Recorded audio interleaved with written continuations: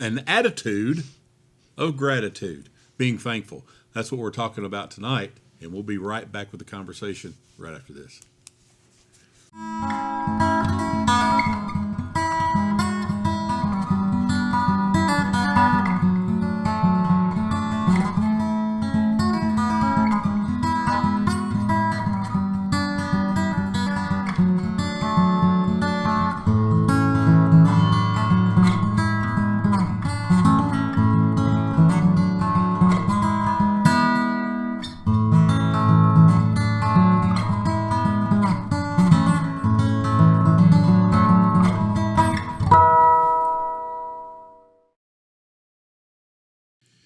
Welcome into the King's Forge. I'm Randy. We have Summer here at the table, and tonight in this season of Thanksgiving and Christmas is coming up soon, and this is the holiday season that we talk about, and we thought it'd be fitting tonight to discuss being thankful, having an attitude of gratitude.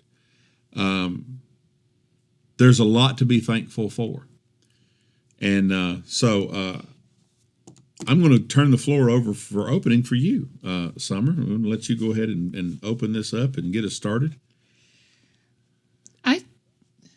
We have talked, or I think, well, let me say it this way. In the Christian world, we talk a lot about thanking God. There's many, many Christian songs about thanking God.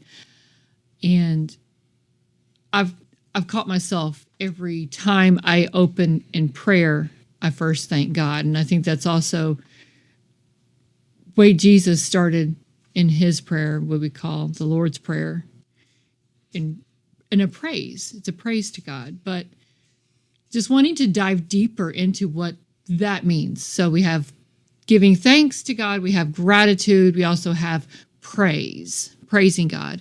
And what all that means, is there a difference? How do we do this? What are the ways we can thank God? But something else that I think just we as a society, as human beings, need to express is gratitude to other people, gratitude to our neighbors. We say thanks to our military. We've had Veterans Day. When I went to a restaurant tonight with my husband and we saw a sign that 10% off for military and first responders. That's a way of giving thanks, but it's not even saying thank you. It's just a way of giving thanks. And we do those sort of things in society, but when was the last time we can say, I told this person thank you for this small action, And why should we do that? Is that actual biblical Christian way to be, is to be thankful? Well, absolutely. I mean, the thing that gets me is, we have a holiday that's surrounded around the idea of being thankful for the things that we have and the blessings in our life. And yet, it strikes me as odd that we should even require us a holiday to do that.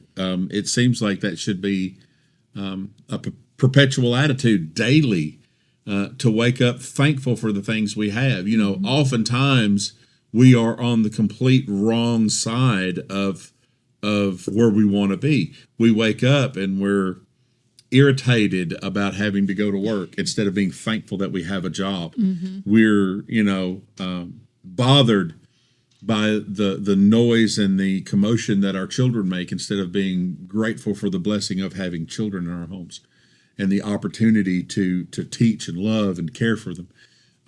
And I can go on and on with just the little differences like that about how we often find ourselves on the wrong side of where we want to be.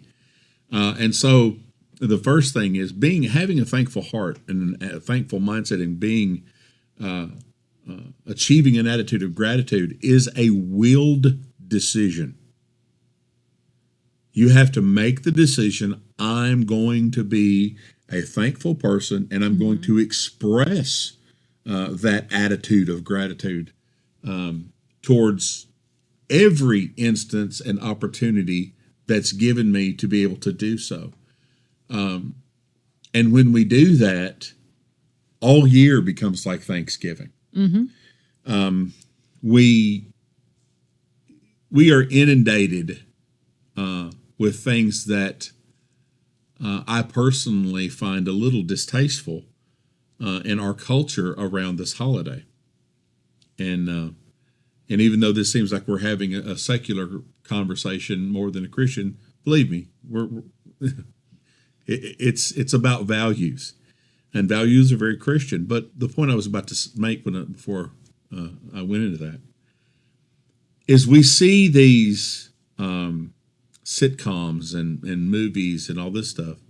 We hear comedy routines, and we're inundated by this picture of the holidays where family gathers and it's so dysfunctional, and there's the one family member that you don't get along with, and it's going to turn into an argument, and so over here is going to imbibe too much in something alcoholic, and it's going to devolve into some drunken, bitter discussion, and we see all these things, and while at sometimes we've even maybe experienced those things as our reality, not just some conjecture or parody or whatever, and yet at the same time, we're thankful in our lives. We can still be thankful in our lives in the midst of that. And I think some of the times that I see this, and because of the level at which I see it, I think it turns people off more and more, increasingly so over the years. It turns people off towards the holidays. They're off-put by Thanksgiving and everything that goes around it, rather than inspired to be grateful and thankful. And in the same way with Christmas holiday, I mean, people are they have anxiety and they feel pressured to buy gifts. And yes, we exchange gifts in honor of the gift that was given to us. And that, well, we'll go into that a little bit later, but I had a conversation with a friend of mine today, and we were talking about, a child is born, a son is given. And he had never stopped to think about the fact that those are the earmarks of his life, of his identity. The child is born as his entrance into the world. A son is given as his exit. Yes. Yep. But we'll save some of those conversations for Christmas season. But going back, there are many, many verses about giving thanks to the Lord, about being thankful, and having that heart of gratitude, being thankful to God, will turn you into a person, if you practice that, will turn you into a person who is thankful, and you will voice your gratitude towards people around you who have either sacrificed for your benefit or given of themselves, their time, their money, their energy, their effort, so that something that you needed either to have or to have happen was facilitated. And you realize that, you become very aware of it, and you actually, I think you'll start to look for it. It's not that you identify it happenstance. You start to actually begin to look for, reasons why you should be grateful, and you start recognizing those things. When that happens, and this is why I think it's so important, this attitude of gratitude, when that happens, and you start to actively look at the things that you're blessed with, that's when your worldview starts to change, because it will make you happier, less bitter. It will ease your anxiety when you stop and step back and look at all the obstacles you've overcome, all the things that you thought you may never have, and yet you can look around and have. Yes, those things sometimes require skin in the game to maintain. There are many people out there right now that are struggling with homelessness. For those of you who aren't, you have an opportunity right now to be very thankful that you have the shelter that you have. And it doesn't matter if you live in a mansion or a shack. See, we put our attention on the trappings of the shelter, what it's made from, how's it cushioned, what's it dressed with, how's it look, rather than the simple truth of the fact that what we need is a basic human need is the shelter, is the home, the house, the building. And it doesn't matter if the curtains are there that grandma made in flannel, or if the curtains were something that you bought out of some exotic fabric that were hand woven and cost $1,000. That doesn't matter. I think it's, a couple of things that I want to touch on from what you've said. Talking about, you talked about, the sitcom showing the dysfunctional families. Mm-hmm. And then you were just talking about giving thanks and for what you have, especially seeing others who don't have it. From that perspective, I think it's actually, from my own personal experience, even when you are looking around your life and there is all of the negative stuff, there is the dysfunctional family, there is a great deal of loss, or not being able to afford to buy your kids Christmas gifts, or from if you've experienced grief during the holidays. I know many people right now who don't enjoy the holidays because of loss, because of grief. Those things don't just go away. They do inhabit your mind, but being able to find something else to be thankful for, even though you still have this loss, it at least gives you some hope. It at least brings you some peace and some joy in the midst of your pain. One of the things that it's a habit. You were talking about, having the mindset of being a thankful person. You can develop that thanks, wanting to be grateful, wanting to give thanks as a habit. And how you develop a habit is you do it consistently over a good period of time. And so keeping a gratitude log is one of the best ways to develop that habit, to where you can get into that mindset of being thankful.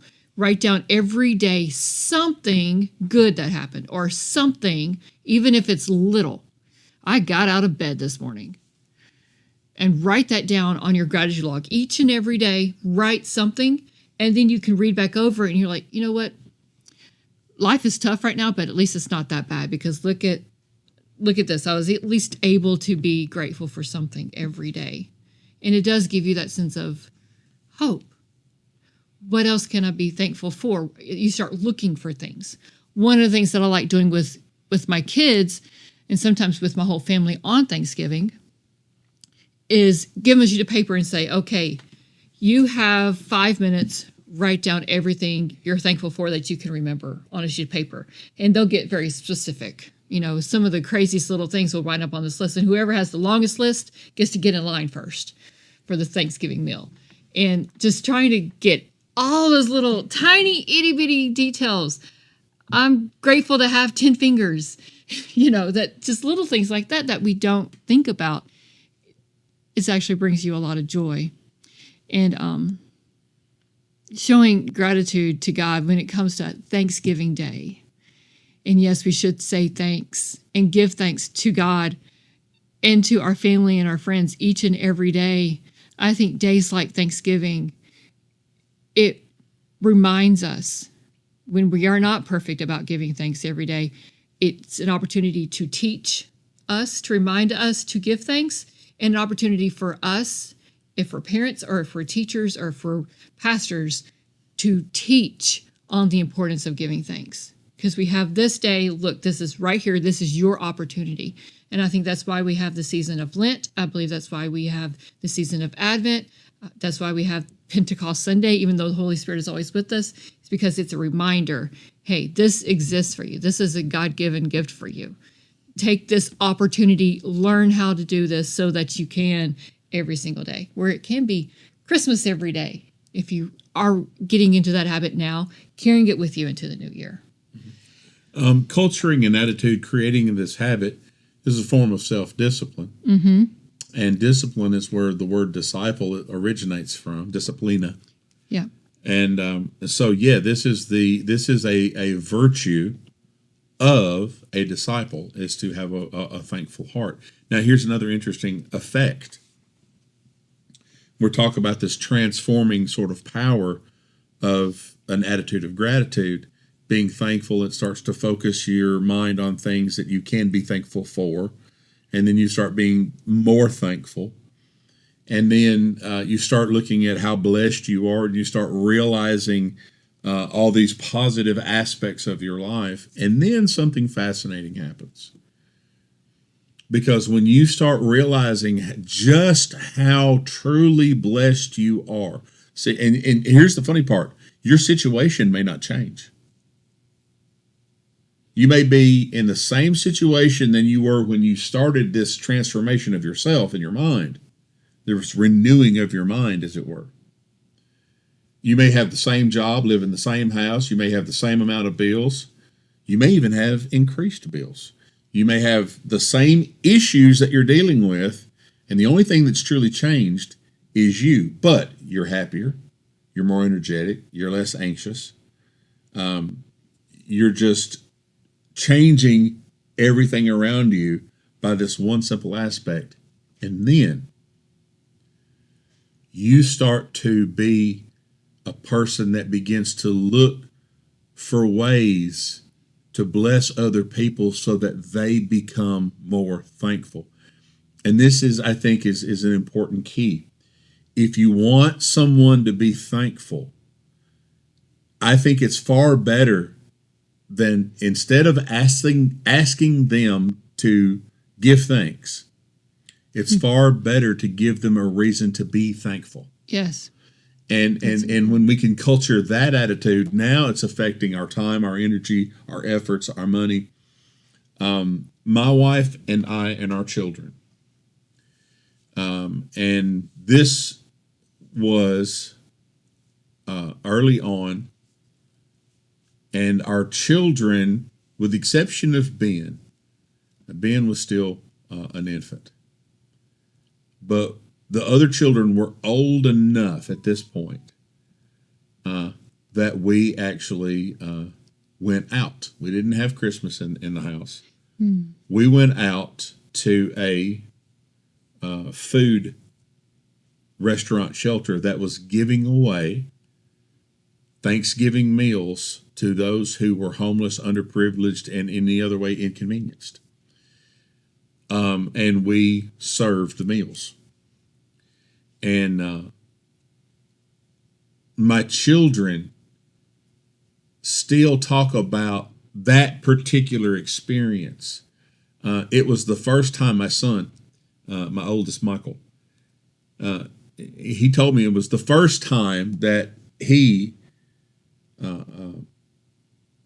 remembers everybody in the family being together and doing something for people that weren't our blood or relatives or immediate family. And that moment, what are the words I'm looking for? It honed his perception. It changed his viewpoint about what the holiday is for, what it really means. And it still comes up in conversation, even at times when it's not the holiday season. I mean, I can understand remembering things like that when you're associated with the holiday. But it's very impactful to do those type of things. And if you've done it in your past, let's say you're single, you've gone and you've helped with this and helped with that, that's great. And I'm not demeaning that at all. When you do that as a family unit, it's not multiplied by the number of people in your family. If you have a family of 6, it's not 6 times greater. Somehow it's 100 times greater. It's exponentially explosive in how it affects everybody. And anybody that's participated in something like that, at least in my experience, I've never heard anybody come back and say, man, I wish I'd never done that. I've never had that. Yeah. Whether it be some sort of a toy drive or whether it be, just doing something for somebody else.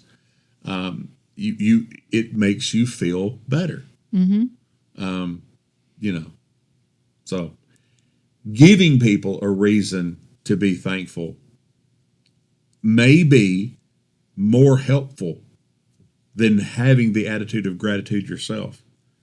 But I would say that in order for you to get there, you have to develop that attitude first. But it's also to help to give other people a reason to be grateful, or in that same vein of teaching gratitude to your children or to others, it is oftentimes by your example. And I think it's something that sometimes people can feel as though, well, I do everything for people and I never get thanks. And we know there are thankless positions, people like teachers who feel like they're in a job where they don't get enough gratitude. They don't get encouragement. And so if you feel like that and you know that there is somebody who is struggling, who is burning out, or who doesn't feel recognized, if you are that first person to say, thank you for what you've done, thank you for what you're doing, and you're saying that gratitude and you're giving that thanks in front of your children or in front of others, it's a way of encouraging them to follow suit and to give them gratitude. And so going to feed the homeless, that is a way of showing gratitude to those who do so, right? Also, if you participate at your school's Teacher Appreciation Week, that is a way of showing your children that to respect their teachers and to say thank you.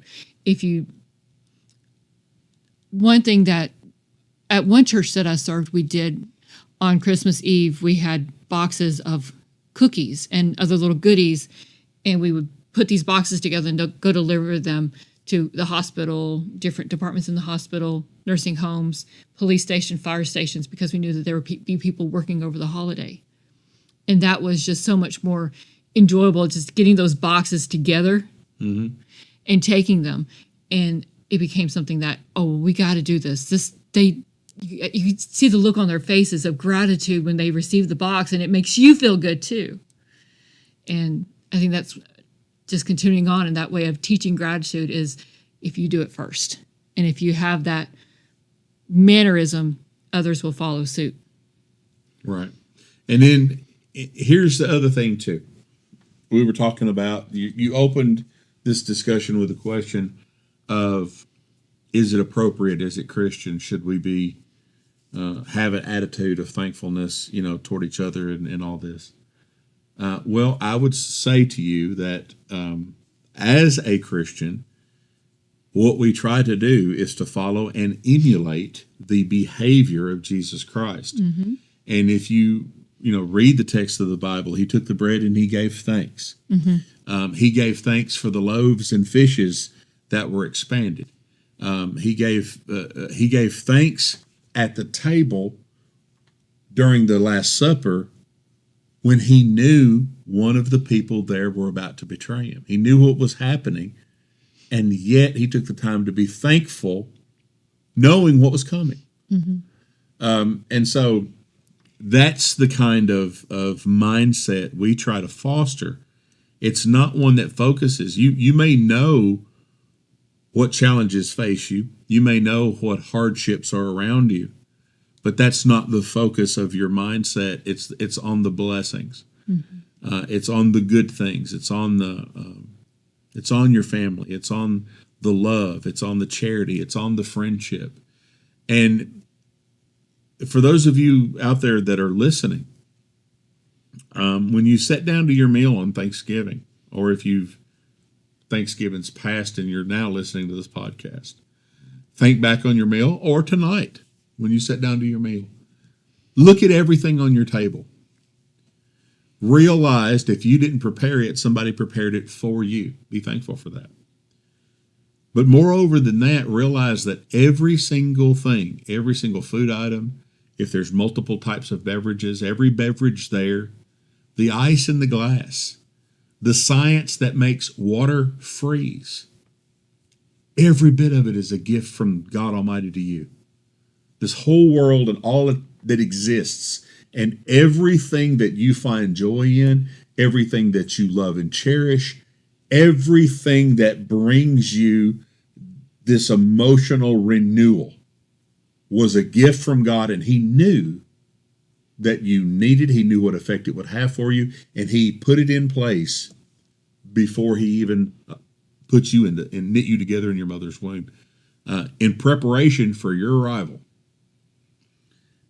And it's a humbling experience when you really wrap your head around that moment, that the reason you're here at this table and the reason we're able to have this conversation is because everything that facilitated this moment for us was put in place by him, so that we could be thankful for this opportunity to have this discussion, with those people who are watching and listen to us. Yeah.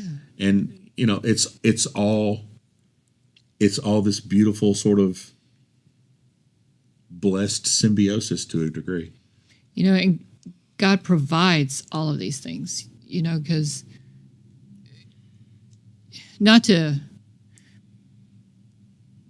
it really isn't bragging, but it's just to even look around our little studio right here and to know all the equipment, all the things that it takes to do a podcast. There's a lot to it. And so God provided that in one way or another, Mm-hmm. And it costs money, it costs time. And there's my husband sitting back there doing the audio for us. And just to think about all the little pieces that came together to make it possible. There is a lot of ways to say, a lot of things to be thankful for. Just a lot of little tiny itty bitty things to be thankful for. And so another little out there question to kind of stir up the conversation a little bit. Do you think God looks for us to say thank you to him? Does he demand our thanks and our praise? Here's the beautiful thing. I don't think God demands anything. God adores to hear it. I think it cheers his heart. I think it brightens his face just as much as you doing something for your child and that child being truly grateful. See, the thing about, let's flip the script. Let's talk for a minute about the opposite. What do you do with ingratitude? It kind of can turn you into a negative-minded person because you're looking at everything that is wrong instead of everything that is right. But I mean, yeah. But what I'm saying is, it's like, okay, so if you buy a gift for someone, buy a gift for your child or whatever, because I have this beautiful gift, I have this beautiful child, I'm going to buy a gift, and this child is completely thankless, completely ungrateful for the gift. You can't get angry at the child for being ungrateful. I mean, if they're mad or something, if a child's doing something bad, you can correct that, you can punish that, you can do all this other stuff. It's kind of hard to do anything about ingratitude, other than to try to somehow set an example and to try to teach them to encourage them to be grateful. But other than that, yet, the reason I find it so problematic is because ungratefulness hurts the human heart. Yeah. It wounds us so.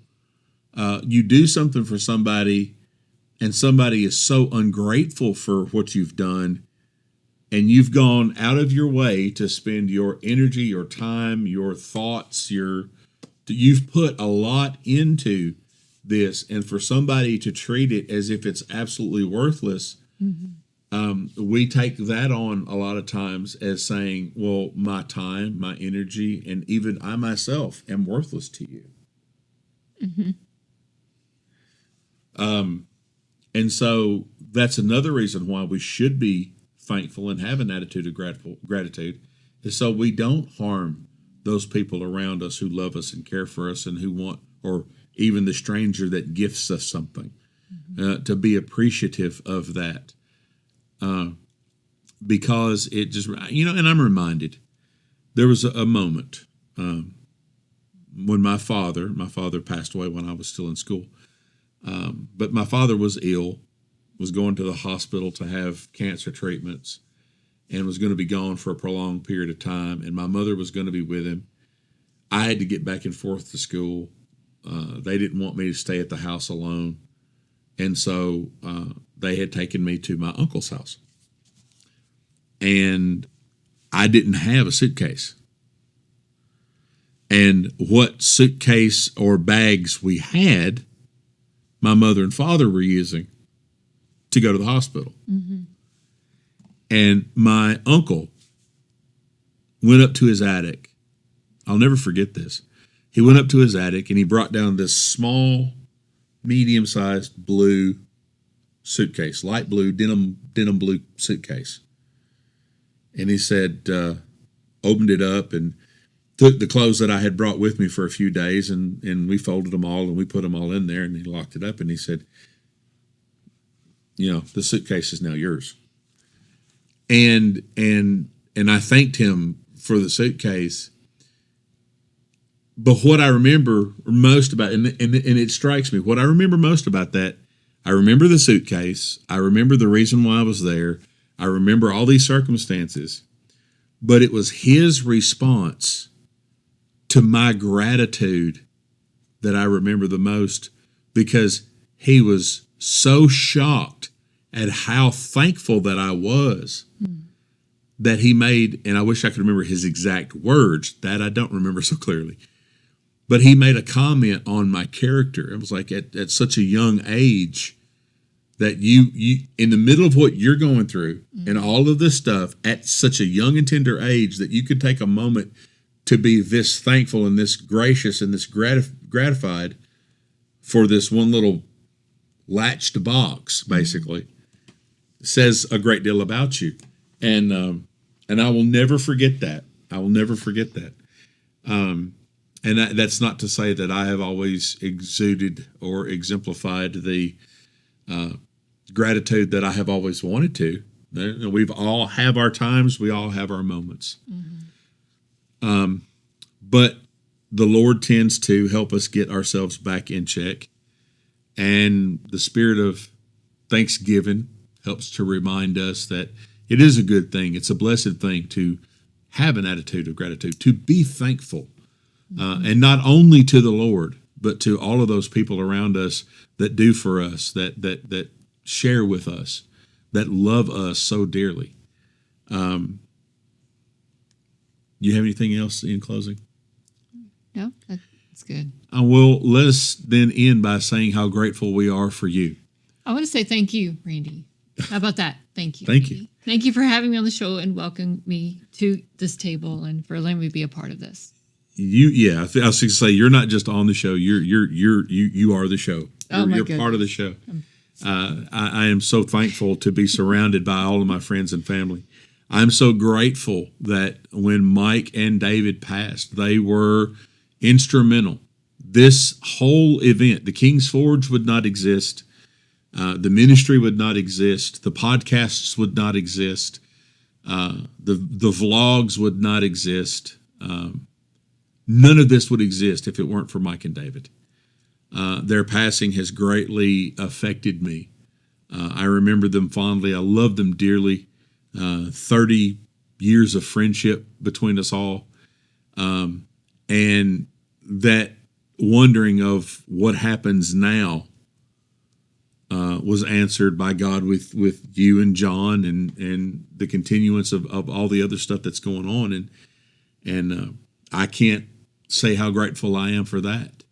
But I'm grateful for all of you people who listen to us. I'm grateful to all of those who take the time to share the message of Christ with other people in a loving and tender way, and being understanding and being kind to other people, to be respectful, to engage in discussion and not browbeating. It's all about loving people, and that's what we're all about here. We're thankful to you. We're thankful to God. And hey, if you have a topic that you would like for us to discuss at our table, we want to hear from you. And you can write us at onekingsforge@gmail.com. That's the number one, kingsforge@gmail.com. or you can contact us by post by writing to The King's Forge, P.O. Box 2590, Shelbyville, Tennessee 37160. Or as always, you can find out more about us and backlogs of our content by going to thekingsforge.org. Thank you very much. We love you. We want you happy. We want you blessed. And we want to see you back here in the King's Forge. You know, as Christians, one of the hardest things that we seem to be able to do is to take a good, hard, introspective look at ourselves. If you've ever wondered, am I fully in? If you've ever wondered, am I walking in the fullness of genuine, empowered Christianity? Or do I sometimes feel like maybe there's something missing? I've written a book that it's called Christianity Untried, and I would be grateful if you would head on over to barnesandnoble.com and order a copy for yourself.